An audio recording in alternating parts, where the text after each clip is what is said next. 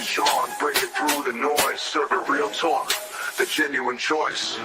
No pretense, no hidden schemes, just sports passion fueling dreams. From the field to the court, every play that's made, real takes over fake debates. Turn it up, hear the honest sound, unfiltered sports all year round. Discussions pure, no masquerade, real takes over fake debates.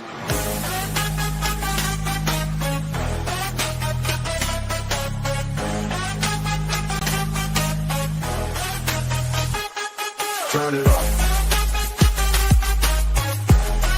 Over fake debates. Real takes. Over fake debates.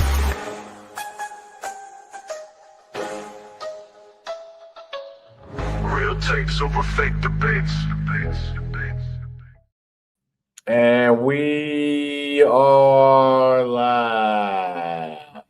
As we talk about Sean, we're real takes over fake debates. It is Monday, another football Monday. Sean, how are you feeling today, brother? Doing good, SB. How you doing tonight, bro? Oh, chilling. Cannot complain. Cannot complain at all. I'm just chilling. We got a lot of things to cover in today because we actually, like I said, it's a football Monday, so we got games today. 2 games, doubleheader, which we got to do a quick preview of that one. And after we do that one, because the game is actually going to start here pretty much soon. But I would say salute to Tiff in the chat, salute to Go James in the chat, salute to everybody watching in the chat. Make sure you guys like, make sure you guys share, make sure you guys subscribe. But Sean, the first game that's getting ready to kick off and start is the Buccaneers versus the Texans. This is a game that me and you both had picked differently for the picks of the week. So what you expecting out of this game today? I want to see how the Texans offense plays. They struggled last week against the Rams, and certainly, I thought their defense played really well in that game. I kind of expect the defense to play really well tonight.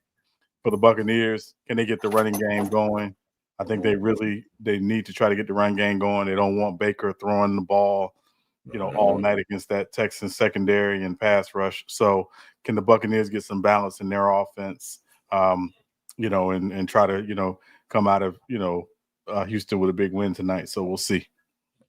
For me, I only thing I still was raising my concerns with on the Texas side is just the O-line and then how the offense is going to look. Is they going to look is it going to look better?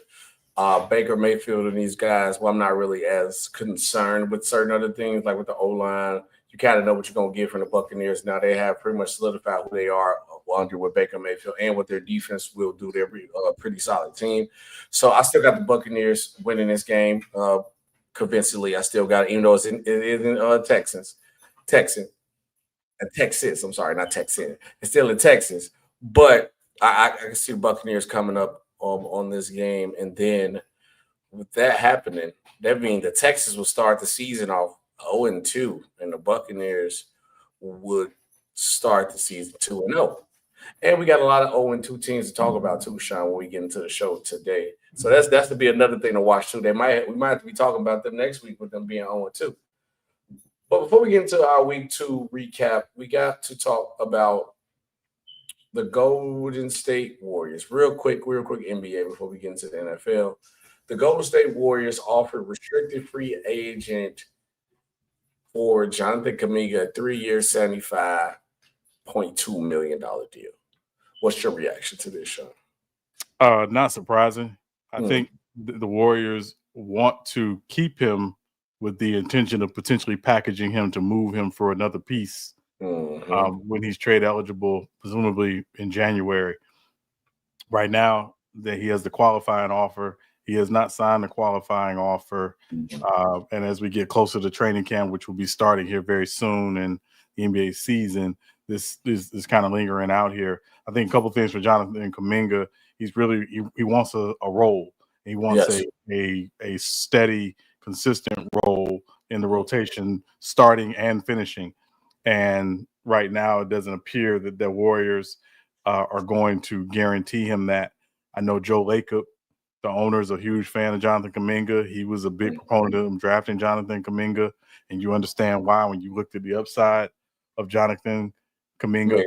But at the same time, he's not, but Joe Lacob and Mike Dunleavy Jr. are not going to tell Steve Kerr who to play and who not to play. That's his call. And so I think eventually what we ultimately see here is there will be a parting of ways. But from the Warriors' perspective, they don't want to lose Jonathan Kuminga for nothing. And so if he plays on the qualifying offer, next season or this coming season, then he could be an unrestricted free agent. And again, they don't want to lose him for anything. And they know teams will have cap space next offseason that they didn't have this season. So, I think you get paid then.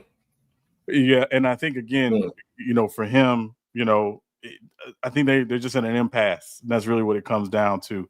And certainly, you understand both sides of it, because, again, they drafted him. He is an asset. He is a good player with still some upside. But at the same time, the signing trades offers they were getting for him didn't satisfy what they were looking for.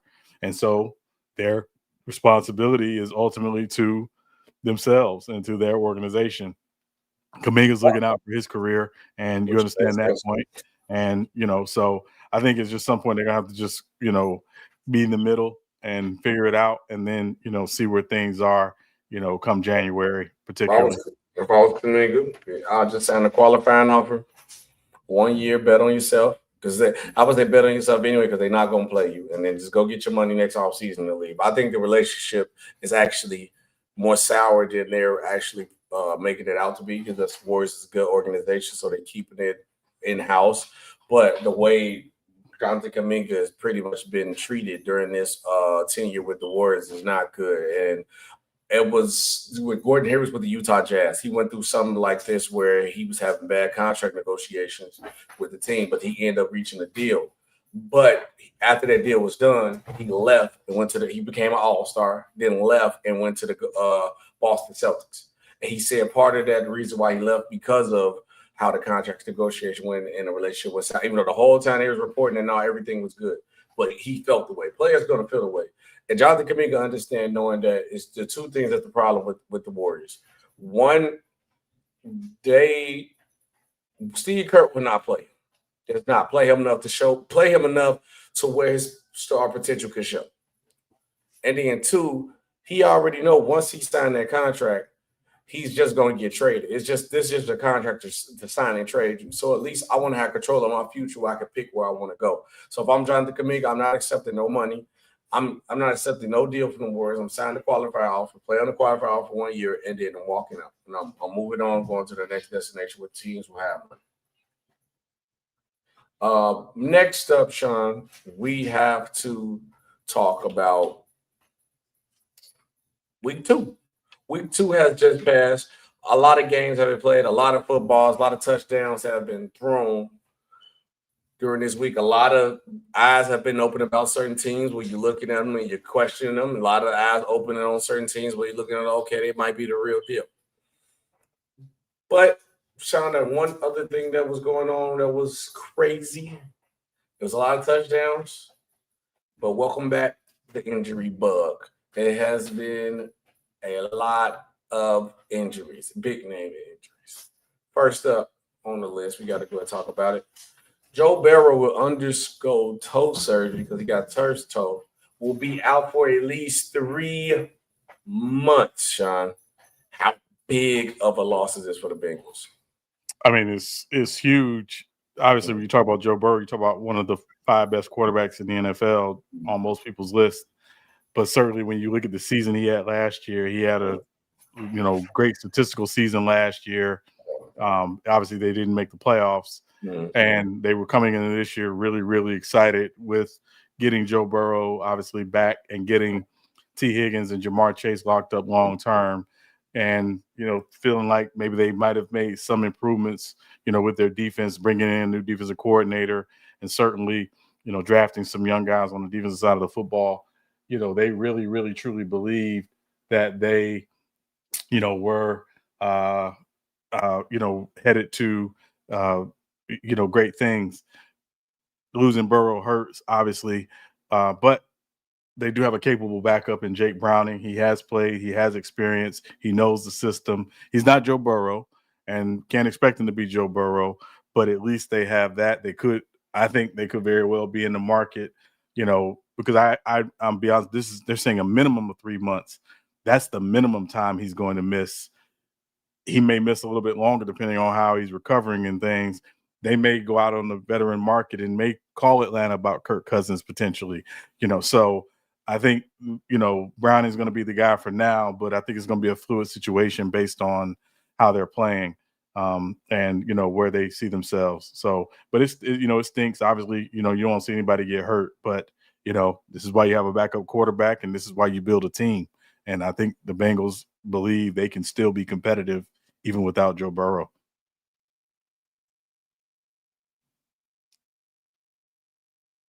You can think all you want, Sean, but reality of the fact is they cannot compete nowhere without Joe Burrow.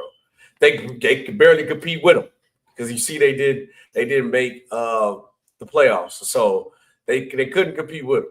So that's we gonna knock that out the bud right there. This injury is a big loss to the Cincinnati Bengals. This just pretty much cost them their season.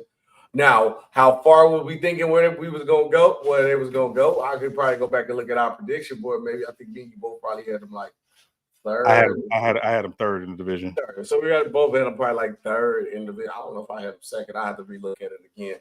But yeah, but this is the season right here. 3 months. That's a long time.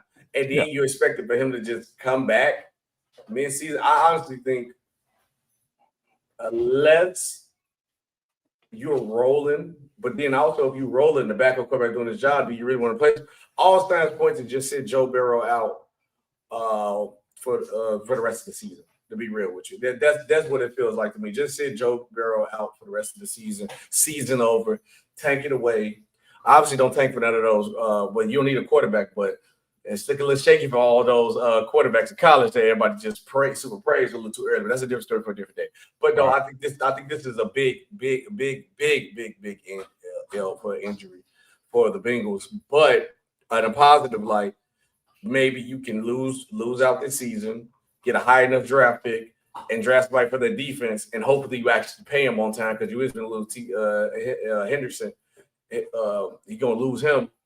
So you gotta get some talent, Sean. That's what I'm saying. Use your pick, get some talent, but from a scale of 1 to 10, this is definitely a 9 for sure. No, I mean, listen, it stinks when you lose your starting quarterback, right? But tell Eagles fans, from 2017 when Carson Wentz got hurt and Nick Foles came in and led him to a Super Bowl, figure it out. That's the job. Figure it out. And that's what, again, they do have a backup who has played and has been in that system for some time. So that's why I'm not completely going to count them out. Obviously, he's not Joe Burrow, right? No. To be clear. But they're going to have to figure out again, can we play better defensively? Can we run the football? Because, again, a lot of it was Joe Burrow and Jamar Chase and T. Higgins with the deodorant that, covered up a lot of the odors for that team. And again, they started out 2-0. They're out to a good start. Can they, just figure out a way to stay in contention? And I think that's what they're ultimately going to do. They'll figure out a way to stay in contention. Again, I didn't have them as a playoff team anyway in the AFC. Right, but, I'm just saying for them and how they're thinking is, no, we're going to go out. We're going to figure out a way to try to win every week. And it's going to look different week to week based on the opponent, but also just based on the personnel we have available. Then for me, the real question is, if you don't go with Browning, which I think you should probably just stick with him since that's already your guy, he already know the system, see how that works. But if you had to bring somebody in, I'm gonna let you guys know right now, it's probably gonna be a vet. It's not gonna be no rookie, ain't gonna be nobody young, and ain't gonna be nobody young. Yeah, and it ain't gonna be nobody young. Yeah, but and again, Kirk Cousins. And like you said, if you're gonna bring in a vet, you're gonna call teams about vets. Again, Kirk Cousins comes to mind immediately. Obviously, but some of the other vets that may be available, those teams have said, "Hey, we're not interested in trading those guys." Yeah. So I think Kirk Cousins would probably be the first call that they would make if they make that call. I'm gonna say Kirk Cousins. I'm thinking Jameis Winston. Yeah, but they've already said they're not. The Giants have already said they have no interest in trading Jameis. They've gotten calls about Jameis Winston. They have no interest in trading Jameis Winston. So they've come out and said as much. So that's what I'm saying. So I think it's got to be a situation where there's a guy who wants to be playing and a team that's okay moving off their contract. That's why Kirk Cousins makes the most sense, just because of those two factors. Yeah. Say, well, not go get the guy from Malik Willis on the Packers. Malik Willis might be a good name to call for, but yeah, but I mean, again, he's their backup. So if something happens to Jordan Love, they need Malik Willis. So that's what I'm saying. Like, it's probably got to be a guy who's in a situation where the team wants to move on from him. So yeah. Next up on the injury bug. Who did the injury bug get this time, Sean? JJ McCarthy, the rookie who looked the nicest. Well, the second half of his fourth quarter of this first game. Second game, and it didn't. Atlanta brought him down back to home, brought him back to reality. But Minnesota Vikings quarterback JJ McCarthy is expected to miss 2 to 4 weeks due to a high ankle sprain. Vikings head coach Kevin O'Connell announced Monday that McCarthy isn't expected to play Sunday against the Cincinnati Bengals, so it will be the backup bowl when we see those two guys play, according to ESPN. The 2024 Coach of the Year did not mention whether the second-year passer will miss any additional time, but added that Minnesota plans to start Carson Wentz versus Cincinnati. Now, Sean, and I was talking to one of my friends, one of my boys, and I was like, JJ better hope Carson Wentz don't look good, because then he might end up having to play. Because one thing that I can say, besides Andy Reid, who I got on that quarterback whisperer list, Kevin O'Connell is that too, and he got Kirk Cousins paid. He just got Sam Darnold paid. And I guarantee you, if Carson Wentz, he can probably make him go out there and make him look good too. And Carson Wentz is mess around and get paid too. Because he can that's one thing he can do. Him and also the 49ers guy, I don't know why his name drawing a blank for me right now. He's on my quarterback whisperer list too. Mike's son. Yep. But yeah, what's your reaction to this? To how damaging is this for the Minnesota Vikings season? I mean, how damaging it is for their season, I can't say. Again, like you mentioned, they have a guy, Kevin O'Connell, who will figure it out, around Carson Wentz. And Carson Wentz is a veteran quarterback who's played a lot of games. So I got to believe they'll figure it out.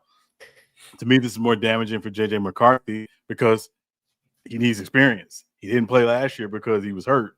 Well, he wasn't probably going to play last year anyway, but he didn't play he missed all last season with an injury. And now 2 games into his de facto rookie year, he's going to miss, time that he needs to develop.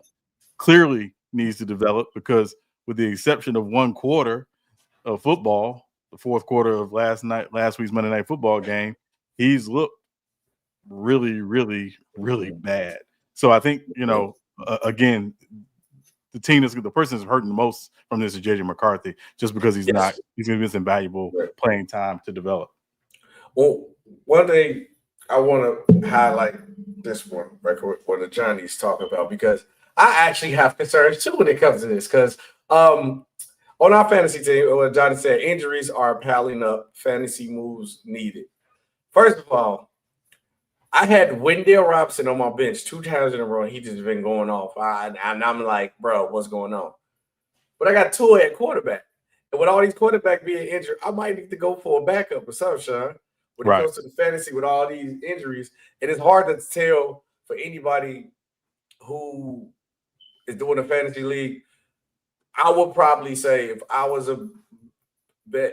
playing fantasy, the quarterback who's most likely in free agency I would go for is Carson Wentz in this situation. It's because of the system that he's in with Kevin O'Connell, that he will probably play at least solid to good.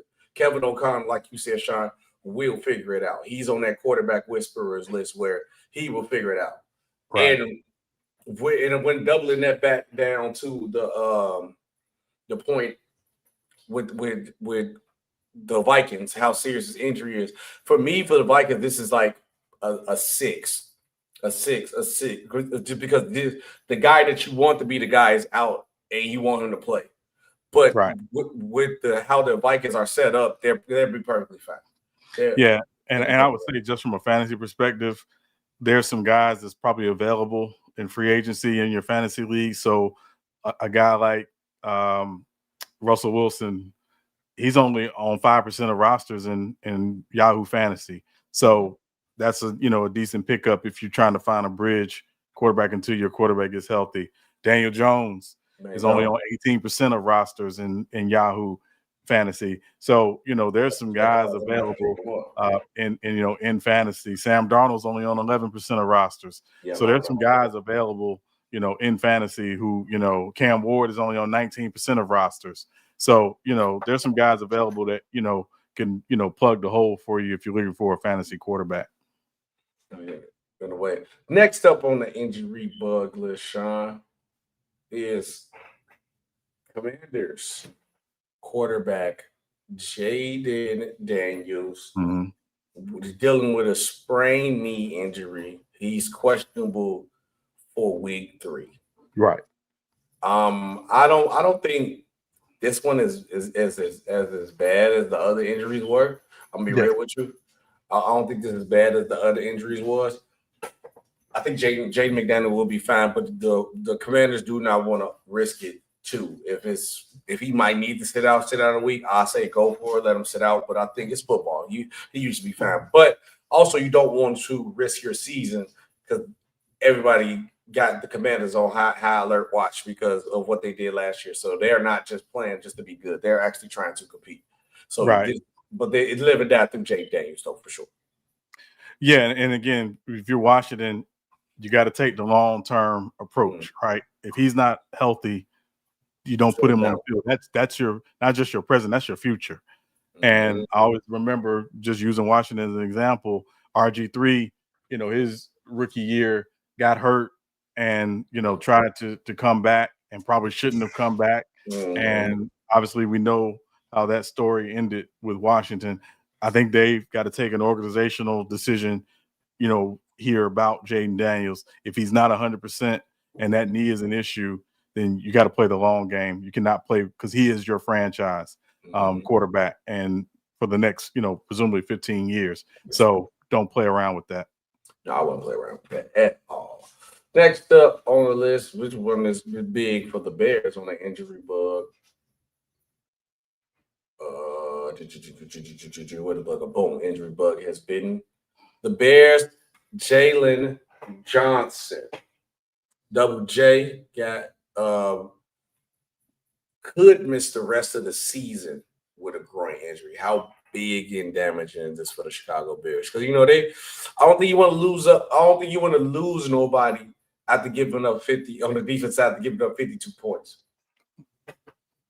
No, you don't. And again, he's a big part of what they do defensively. He's an all-pro, former all-pro, 2-time Pro Bowler. Again, obviously, they would hate to lose him, but again, a growing injury, you can't play with it. I think they're putting him on IR, as I understand, which means they're going to give him some time and see maybe where he is in a few weeks. But obviously, this is a big hit. But yeah, yesterday was really bad for the Bears defense. It was atrocious. Welcome to the Dennis Allen experience. But anyway, I thought you just couldn't coach. Was that coaching yesterday? I don't know. But her defensive coordinator, he was a guru. Yeah, no, so yeah, but hey, yeah, but for Jalen Johnson, obviously, tough break, but you can't play around with a growing injury, obviously. No, I wouldn't play around with a groin injury. I'm gonna just say that. So you got to let Double J try to recover the best way he can. But even if Double J was healthy and played, that the Bears got to do something else different. It is a little too early, but we is going to talk about the Bears a little bit in a second, a little bit more too. But they have to get it together. It's too many sporadic points where they look good and then they look awful. Both sides of the ball, I'm gonna say. Now, could Double J be back help them on defense? Maybe, but I don't expect like too much. It's so much a corner can do and be impactful in the game. Because if they just don't throw his way, then that's all he really can mostly control or make a tackle here and there. But it's a lot of other components with the Chicago Bears team, not just injuries that's stopping them. Right, of course. Yeah, of course. Yeah. But now speaking of, we got to talk about some teams who are losing and are they really in danger? But before we get into that, because I do want to highlight some team, and we're gonna talk about one team because they did it to themselves. Where when you talk smack, Sean, you get belt to the behind. And I just want to say before we get into these 0-2 stuff, that's how I told you, Sean, 20 plus. You talk that talk, this will happen. You go get smacked. The Ravens put BTA to the Browns. Next time, shut your mouth. Just play football. Now, Sean, if I think if they would have just not said nothing and played, probably Ravens won by like 15, maybe 20. But that 41 was personal. That's all I want to say. I know Tiff somewhere was watching, super happy. But the team that they beat was the Browns. And they 0-2. And the 0-2 teams, starting 0-2, I should say. I mean, you're a real danger to not have a good season, I should say. Right. And now they got the league set up where these are division games early. Like the Chicago Bears are on this list. They first 2 games were division games. So now those actually hit a little bit harder than just being 0-2, how the Bay going to. So we're gonna break down every team that's 0-2, and we're gonna ask, are they really in danger, or if they just not to even be worried about. Like if they not, or and also in between is they can turn it around. So it's 3 ways to go. Right. Let's do the AFC first. Okay. AFC first. Sean, I'll let you pick and choose. Who? Matter of fact, we talked about the Browns. Let's knock the Browns out. Are the Browns in danger because they're 0-2? I mean, the Browns were in danger from the moment the season started, if we're being honest. That's true. Their big thing is, they just want to see, what they have in their young guys. Obviously, I think the thing that's interesting about the Browns is the Browns defense has actually played pretty well, the first 2 games. Obviously, we're going to look at the 41 they gave up yesterday, but some of that was just the offense just did not do anything. And so the Browns defense were on the field quite a bit. And, but that said, where were they going, from the get-go? I mean, did anybody have them pegged as a team that was going to be winning games this year? Probably not. So, no. Sean, Mar right here comment said something very well because the Browns been winning the Super Bowl. Mar said Myles Garrett is a top 5 player in the league stuck in Cleveland. The day Myles Garrett signed that extension, Sean, the Browns won their Super Bowl. That's all they wanted to do. They knew they wasn't getting nothing else. They knew they weren't competing. Their Super Bowl has been complete already. Are the Browns in danger? Danger of my viewing eyes of watching. That's about probably it. That's the only thing they're in danger of. I heard my viewing eyes.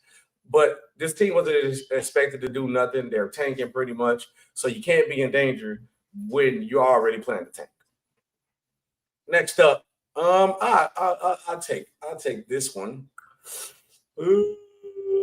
Let's do. I want to save the Chiefs for the last. Okay, I'm gonna do the Jets. Jets 0-2. Are they in danger? I'm gonna say no, Sean. But it does hurt to see Justin Fields go in concussion protocol. He was another guy got hit with, but I think he should be fine. But are the Jets in danger? I'm gonna say no, only because you wasn't really expecting too much from them. But also, they didn't look really bad in none of their games. You see the potential, you see the coaching change, you see the difference of coaching with this team especially compared to like last year. So I wouldn't put them in danger, but it's not like they're not they're not over exceeding expectations, or they're not like playing worse than what I thought they was gonna play. It's like They played the Bills. I expect the Bills to beat them. The Bills should beat the Jets easily. And then last week when they played the Steelers, they had a close, good game against the Steelers. So they're not in danger. They're doing what I expected them to do. Actually, I think they're playing better than what I actually expected them to do. So they look solid for me. What about you? How about the Jets? Are they in danger? I'm not going to say the Jets are in danger. I think, obviously, you mentioned last week they played a close game against the Steelers. Mm-hmm. Yesterday was not good against the Bills. I picked them as my upset pick. We'll never do that again. Mm-hmm. But, I think what they are is their team trying to figure out their identity under a new head coach. And obviously, with Justin Fields, new quarterback, they want to run the football and they want to play good defense. And, if they're not able to do that, I don't think they're playing to the identity that they really want to play to. So, right now it's them figuring out their identity. But also, I think defensively, they got to play better. And again, I know it's a new scheme, under Aaron Glenn, but they've got to play better defensively. Yeah, they got to. Next up, John, it's kind of high on Titans. We got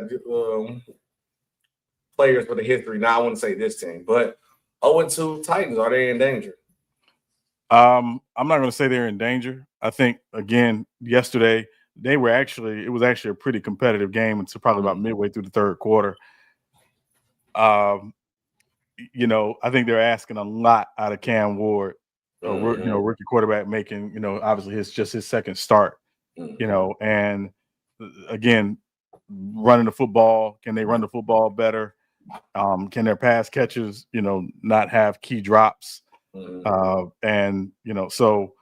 I'm not going to say they're in danger. I just think they're a team that's, asking a lot of their rookie quarterback. They played defensively. They played really well in Denver last week. They played pretty well defensively again till probably about midway through the third quarter. And then the Rams just turned up a little bit. Right. But no, I'm not going to say they're in danger. I just think they're a team that's, trying to figure it out with, again, rookie quarterback and trying to, again, figure out their identity with this rookie quarterback.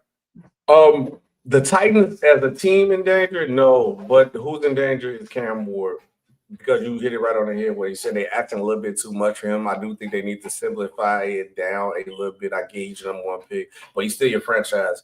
And also, you don't want to kill your confidence of your young quarterback, because this is a different era of football where nobody's ever going to get – I'm sorry you Peyton Manning is poster child for this, but it's true. Peyton Manning, nobody's going to get the Peyton Manning treatment to be bad these first couple of years, and they still believe in you. And then you get the chance to go do it. It's a social media era. So they're going – Josh Allen. And Josh Allen was the one who snuck through too, but it was getting close to that point. It was because I think it was like two. I think second year he started showing something. But that's what I said. In this era, they won't give people a chance to actually sit, bro. So that's the only problem. I think Cam Ward is in danger because of the noise. If he doesn't start showing that he's number one pick, yes, that's all I'm saying. Yeah. Oh, now this one, Sean, the 0-2 Dolphins, are they in danger? Yes. How bad? 1 to 10. 9. I might say 12. The kitchen's on fire. Yeah. Kitchen's on fire. The kitchen is on fire, Sean. This team is in danger all the way around. Offensively, I'm not impressed. Defensively, I am definitely not impressed. This looks like a team where a coach lost the locker room. It's time for a culture change for Miami. This experiment did not work. It was cool when y'all had it, but it's over with. Sean, do you know the Miami Dolphins have had a player-only meeting already? It's over with. You have a player-only meetings at week 2 of the season? Yeah, it's about GG's in the chat. But, you can finish this year out with McDaniels and Tour. When y'all finish last in this division, because that's what it's looking like, clean house. Everybody must go. Buy one, get one free. Everybody must go, Sean. The Dolphins are in serious trouble. For me. You, Sean, they're in trouble for you? I don't know if you said yeah, no. No, I said yeah, no, they're in trouble. No, they're done. Yeah, they're done. Yeah, I don't want to talk about it, but they're trash. The team is terrible. The team is terrible. They've been. And it's going to get worse on Thursday night in Buffalo. Yes, it is. Are the 0-2 previous Super Bowl appearance Kansas City Chiefs, are they in danger? No. Okay. No. Why? Two things. One, I think obviously they were expecting a lot out of Xavier Worthy and Rashee Rice to give them some more explosion on offense. I think without those guys, they're just not. They don't threaten the field. And they've been very dependent on Patrick Mahomes, the magic of Patrick Mahomes. And obviously, you talk about Travis Kelce, who's we know is at the tail end. I just think I think their big thing is they need those guys back to provide some explosion to that offense and to help widen that offense. Also, when I watched them yesterday in particular, I think they got to get Kareem Hunt more involved in the running game. I think he brings a physical element, but also they got blown. I mean, and I'm saying I know they got some new pieces on the offensive line, but the Eagles defensively were able to really control the line of scrimmage quite a bit during that game. And so I do wonder about that offensive line, that Chiefs offensive line. They'll probably figure it out. It may take some time, but those are probably my two biggest concerns is just they don't have the explosives on offense. And then that offensive line, particularly when trying to run the football, they're not able to really, move guys too well. And again, I think Kareem Hunt, provided some physicality to their running game, but they need a little bit more. Yeah, no, I think what the Chiefs, they'll be fine. I'm gonna throw it in. I'm just throw this in the air, Sean. And with football, anything can happen because if people can change contracts, do extension, and move money, it'd probably be hard. With what if anything else comes out that like Bryce would come out suspension, like Xavier Worthy extension might be longer than what it's supposed to be. Don't be surprised if Tyreek Hill, sorry about that. Doctor, if people stop. But don't be surprised if Tyreek Hill might make a return. That's all. I wouldn't see that this season. I think the big thing, Xavier Worthy, he did practice on this past Friday, but they wanted to give him another week with that, dislocated shoulder. I think you'll see him back probably next week, so that'll be a big value add. But also they got a couple more weeks before Rashee Rice comes back from the suspension. I think that's when you'll see their offense really take off because, again, those guys just provide, great explosion different ways, but those guys provide an explosiveness to their offense they just don't have right now. Yeah, and I can see them like adding like if it's like one late receiver come late to add, I can see them adding that guy. They always gonna find a way to give him a piece because I think they do need. Mahomes needs some help. Travis Kelce don't look the same. Worthy is out. Rice is out. And then I even think when those guys return, I still think they're gonna need another guy that's gonna pretty much help them get to that next level offensively. Mahomes only can take you so far, and I feel like that's the only problem with the Chiefs right now. They seem like they're too Mahomes-esque dependent. Now, the 0-2 team that's there, we got to do the NFC edition. I mean, honestly, it's really only one team to really talk about here, Sean. I'm being 100% real with you. We want to just exit out the other two teams. I know you. No. I mean, we don't have to talk about the Saints. We can talk about those other three teams, though. I mean, the Giants, what's they really talking about the Giants? I mean, the Giants probably should have won that game yesterday. I mean, if we're being honest. But, when you let Russ cook, he burns the meal. So. Yeah. I would say Giants, I really don't have too much to say. Is they in danger? No, I expected them to finish last in the division. Are the Panthers in danger? No, I expected them to finish last in the division. If the Saints are in danger. You expected them to finish third in the division, the Panthers. I did. I picked them third. Who I picked last? The Saints. The Saints. You're right. I'm tripping. I finished third. And the Panthers are fun to watch. Saints, I expect them to finish last. Saints are showing you that they're tanking. They're not even hiding. It's about the Bears. Let's be real. It's about the Bears. Well, I want to say this real quick about the Panthers. I know you don't want to spend a lot of time on them, SB.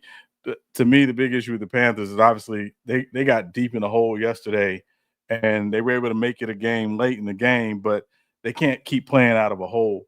And when Bryce Young came back last year, after his time out, they ran the football really, really well. And again, they were able to do a lot of things because that running game was going. That running game has been non-existent. Yesterday it was definitely non-existent. And Bryce Young throwing the ball 55 times a game is not a winning formula for them. No, it's not a winning formula. And so that's the other thing. Now, again, if there's been a bright spot, Ted McMillan is showing why. Yes. He's so heralded coming out of Arizona. But to me, I think the big thing is they got to find some balance, but they also got to quit playing out of a hole and quit digging yourselves in these deep holes, because again, that's a recipe for disaster. So I'd say I'm not going to say all is lost for the Panthers, but they got to play better. Now they got Atlanta coming to town this week. It's probably not going to be. It's probably going to be just another case of that old BTA. So but that said, I think the Panthers, got some promise, but they've got to start playing better early in games. Yeah, but they like you said, that's the main thing I wanted to see with them. That's all I want to see. I didn't have no. I just want to see promise. I just want to see improvement, which they have had, even though with those still growing concerns, Sean, that you have, which they have had. But the Bears, on the other hand, they have the expectations. You get the new coach, and they show flashes like how you talking about with the Bears. No, the Bears have shown flashes like, oh my God, okay. Well, at least offensively, I still get glimpses of Ben Johnson and Caleb Williams not on the same page. You can kind of tell they still trying to figure each other out. They haven't molded yet, which that does need time to do. But the Bears defense has not looked good either. That's the main thing. And I like we talked about, Double J was injured earlier, but it's just, for me, that one person does not just go make that much of a difference unless he's like a guy. I feel like a guy on the line can make that big of an impact of it, but a corner only can do so much, because if he just don't throw his way, then it's only so much he could do. But to give up 52 points, I'm putting that loss on Ben Johnson. You can put it on Caleb too, because Caleb could have made a lot of passes. But this Bears defense is not good. It is, and if it keep playing like this, I don't expect the defense to even be top 20 shot. It's looking like it's gonna be bad. They gave up 334 yards and 5 touchdowns to Jared Goff. Jared Goff looked at like primetime Brady out there. They are in danger. Yeah, no, listen, I mean, there's some concerns. I mean, you can't even dispute that. I think, a couple things to remember,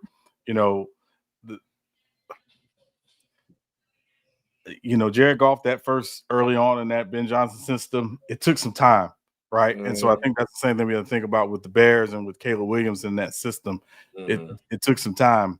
But once it got rolling, we see what we see from Detroit.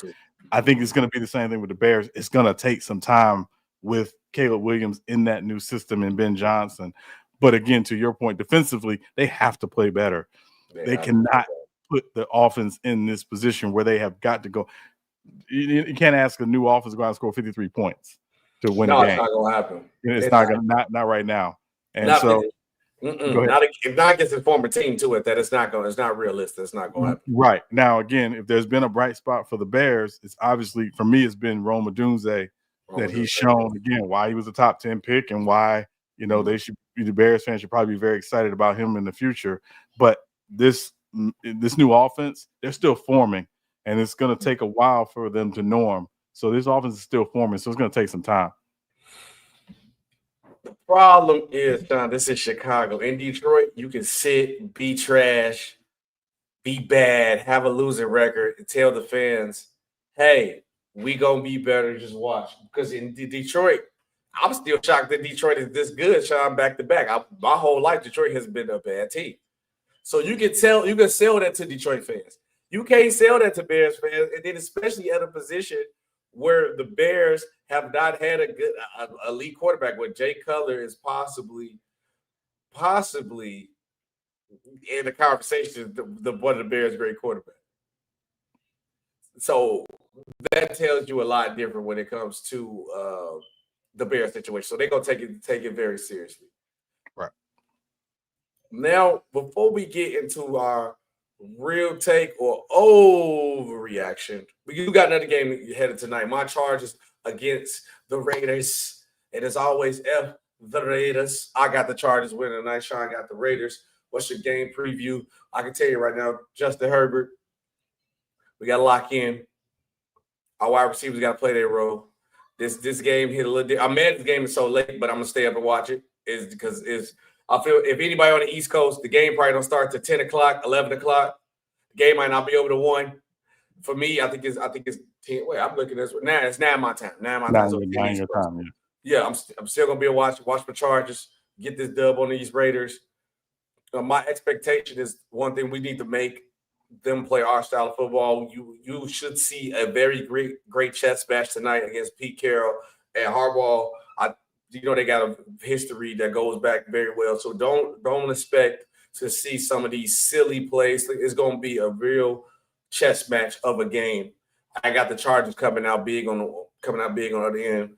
I think the game will come down to defense and who stops the run better. That's why I think we'll win this game, and I believe we will come out on the tail end of that. Even though I know we've been trying to throw the ball more with Jay Herbert, but I think Yeah, I think again, Raiders will have Brock Bowers tonight, so that obviously is a great value add for them. Can they get a little more running game going? Last week they did not run for many yards. They did have a rushing touchdown, but it was a lot of Geno.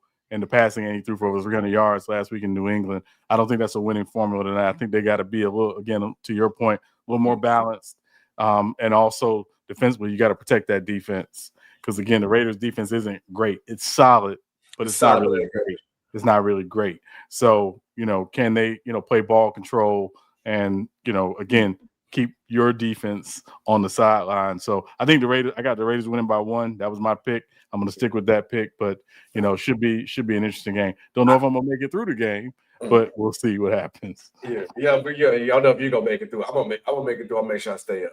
Also, we got Mar right here commenting on it so people know who listened on the audio. He said now he a Chargers fan. My brother, I've been a Chargers fan. I support the Bears because I'm from Chicago. I've been a Chargers fan. And I'm going to be honest when I say this, Sean, you finna start laughing. Why would I just openly be a Chargers fan just out the blue randomly? Yeah, I'm just a Chargers fan. Nobody's lining up to be fans of the Chargers. We got a fake Asian lady to be at the games acting. Trust me. I'm not faking it now. I just come out the blue to be no Chargers fan. Trust me, brother. It's been hard times out here. If any team I'm a fake or be a new bandwagon fan. Why would it be? I might as well go over there to the Eagles or the Chiefs or somebody who's winning. If I'm going to do that, I am, brother. LaDainian Thompson. But it's time for real take or overreaction. I can tell you right now, Marnell was the overreaction because everybody know I support the Chargers. Real take or overreaction. I want you guys to comment who's listening, or if you find a way, let us know how you feel. Real take or overreaction. The Chiefs will not make the playoffs after starting 0-2. This is an overreaction. This is an overreaction. It's still the Chiefs. They still have Andy Reid. They still have Patrick Mahomes. They still got a really good defense. They just got to get some guys, again, particularly their outside weapons, healthy. Let's see where they are, mid-season, right? Again, they got some tough schedule. They got a tough schedule. It's not going to be easy. But that said, I think, they'll be fine. It's still a long, long season. And again, just even in the division, if again the Chargers lose tonight, the only team in the division that will be 2-0 is the Raiders, and if the Raiders lose tonight, the Chargers will be 2-0. So and they haven't played, or they've only played the Chargers. So again, it's a long season. I think they'll be fine. Again, two tough teams, tough environments. Obviously, going to Brazil, play that first game, and then playing Philadelphia yesterday. A Super Bowl rematch. Tough games to start the season, but I think the Chiefs will be fine. Well, my main thing was Yes, this is an overreaction. You can never doubt Patrick Mahomes and the Chiefs. He always going to be a chance to win. But the one thing I did, right, I checked the schedule and I looked at it. They got Giants, easy game. Ravens, that's going to be a tough one. Jaguars, easy. Lions, 50-50. Raiders, divisional games, always going to be tough. Commanders, Bills, Broncos. And I didn't to this other team that we're gonna talk about, and I ain't gonna say their name because we're gonna talk about them and their quarterback looking good. Something must have happened. But this schedule wouldn't. I'm only saying this as an overreaction because of Patrick Mahomes. But looking at their schedule, it's not really an overreaction to say the Chiefs could possibly miss the playoffs. The division got better. Your only gimme game is the Giants and the Jaguars. After that, you got Ravens, Lions, Raiders, who's a divisional team, Commanders, Bills, Broncos, divisional game. That is a tough schedule. So it's not crazy to think the Chiefs might, but the Chiefs might miss the playoffs. They might miss the playoffs, but don't be shocked about that. Yeah, I think winning the division is going to be tougher because obviously you mentioned every team in the division has gotten better. I think the gap is closed in terms of the division. Mm-hmm. So I think them winning the division isn't a given that it used to be for the last, several years. But in terms of them being a playoff team, I still think they're a playoff team. But obviously it's a lot easier to be a playoff team when you win your division. So I'm saying it's an overreaction. But, I think it starts – they got to win Sunday night. They don't want to go down 0-3. And, again, you mentioned they're playing the Giants. Probably will win that game Sunday night. So I'd say it's an overreaction. On to what ain't overreaction is Travis Kelce is done. No, he's done. It's not you would not be overreacting saying that Travis Kelce is done. They don't look the same. He already got married, man. Go ahead, go in the stars and swift away, dog. Just go ahead. You already got the bag. Go ahead, get up out of here. Your podcast doing well. They got Garage Beers doing well. Go ahead, retire. I know he tried to sneak off with the 3P. I think he was gonna go for the 3P and then try to get up out of there. But okay, next up. I'll just say real quick. Kelce's been done since he went from cheeks to chiclets. Okay, we can move on. Okay. He went good. You know what? I'm not. Nope. See, that's how I happened last time. I ain't doing it this time. Real take or overreaction. Bears fans should be worried about Caleb Williams. I'm gonna let you go first on this one. It's a real take. I'm gonna tell you why. Do I still think he will be fine in the future? Yes, he'll get it. But to be worried about him is yes, and this is the things that I'm worried about with Caleb Williams. The basic passes. When he run around to the wheel to make an outstanding backyard football play. But it take him an arm and a leg to make a check down, read a check down, to throw a check down, make the easier pass, just do the basics. And that concerns me more than anything because no matter how flashy and fancy you can make all these crazy plays, if you can't do the basics consistently, it's going to be GG's for you. Because when I was watching the game, I went to a play. I think we went to the lounge, a sports lounge, and I was talking to a couple of guys was there. I said, don't be surprised. And I'm going to say it now so all y'all watch, y'all hear it now. If Caleb Williams was to get injured this season and Baggett had to play, Baggett going to look outstanding. He going to play well. Because he fits the mold of kind of what Ben Johnson's style of play is too, of a quarterback. But Caleb Williams can take it to the next level with his creativity, with his ability to make something out of nothing. And also, Caleb Williams needs to learn how to. Because the other thing I'm worried about, if the play did, don't be a hero. Don't be a hero. That's the only thing about when you're too creative. You be a hero too much. It was one dumb interception that he threw. He should have just threw it away. And it looked like he was like going to throw the pass and then thought about throwing it away, and that's how it ended up getting picked off. So it's a real take to be concerned about Caleb Williams. But would I give up on him? No. But that's a real take. Yeah, I don't think that the Bears fans should be worried. I'm going to say it's an overreaction for now. I think what I'd be more worried about is, first, obviously, how he's developing in that system, and two, the support around him. And again, I'm not just talking about their offense. I'm talking about their defense. When you have a young quarterback, you want to support them with at least a minimally solid defense, hopefully an above average defense, but at least a solid defense. And the Bears, the last 5 quarters haven't been anything but. So I think that's what I'd be more worried about if I were a Bears fan is where's the support around him? We can't ask this guy going into his second year with a brand new head coach and a brand new system to basically ball out every single week for us to win. You got to support him. And we've seen this happen with young quarterbacks in some situations where they haven't always supported the quarterback with complimentary football. And I think that's really what the Bears should be trying to focus on, be playing right now is complimentary football.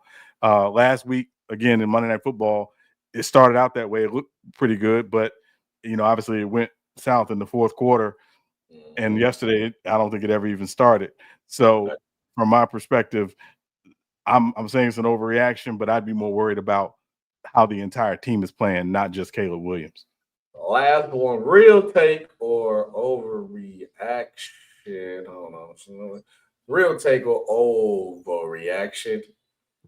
Daniel Jones will lead the Colts to the playoffs. They are right now. They are 2-0. I'm going to say this is an overreaction. I know they're 2-0.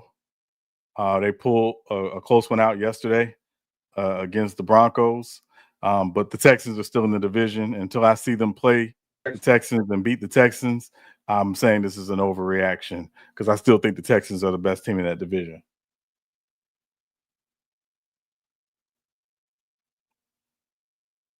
And I don't know if we lost SB.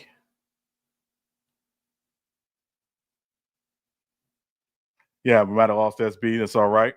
But what do y'all think in the comments? Please let us know in the comments. Do you think Daniel Jones will lead the Colts to the playoffs? Is this a real take or overreaction? Love to hear from you on this one. Let us know. Okay. All right. Yeah. I tried to turn it to I opened my other web and I was like, I want to see what the game. I seen when I looked up at the scoreboard, I was like, oh wait, somebody got 2 touchdowns. Baker Hoopin. I was like, let me see what play going on now. My stream instantly fried. But yeah, Daniel Jones. This is tricky to say at this moment right now because I am shocked that Daniel Jones looks good. Looks better than good. This Colts team looked better. Remember, I told you, I said, I ain't gonna say exactly how I said it in text, but I was just saying like this showed you why maybe getting more reps and actually learning more with Anthony Richardson, because Daniel Jones came right in and looked at nice, and Anthony Richardson couldn't do this. And I think with the potential what Anthony Richardson could be, I think the Colts would be 10 times better. But if you really don't have that development or the skill set to do it, this is what happens. Let's revisit this after they play my Chargers October 19th. Let's see where they at, like halfway, 7 games in, and I can have a real sample size. Because I respect that they beat the Broncos. The Broncos defense, outstanding. I don't respect the Dolphins win. The Dolphins is not the team that we thought they were. Yeah, I mean, again, I think it comes down to, again, you said they play the Chargers. They got some tough games coming up as well. I mean, obviously they go to the Chargers. They play Atlanta. They got to go to Kansas City. They got to play Houston. So, they got some tough games, coming up. So, like you said, I want to see where they are. I'm going to revisit this in their bye week. Their bye week is week 11. Let's see where they are in their bye week, and then we can definitely have some conversation. Okay. I know everybody even watching the game. But, sorry, Sean. Episode, I don't have another one because I had the highly concerned quarterbacks, but I'm going to wait for this one, too. I'm going to wait. I'm going to wait because it's about Cam and the Ricks. I'm going to wait. But it's 8-3, Sean. What you got? Jersey number 83. Wow, that's a interesting jersey number, 83. You got one? 8-3. Hold on, I think I do, but let me make sure I'm right. Okay, I got one. Andre Reed, Buffalo Bills Hall of Famer. Andre Reed, Buffalo Bills. Okay. Oh, 8-3 is a weird number. Yeah, shout out Wes Welker as well. Shout out Wes Welker. Wes Welker is going to be my pick for 8-3.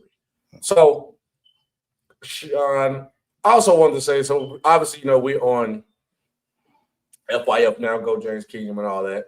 And so you guys, we seen y'all reaction our first episode. Y'all was liking. We appreciate y'all love and support.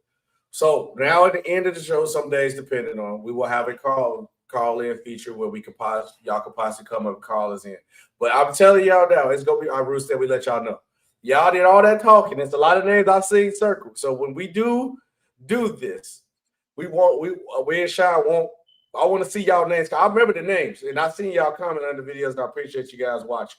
Because even if I was to drop it down, I don't know if you want to go watch the game, Sean, or you want to save it for the next episode, or you want to see if somebody come up.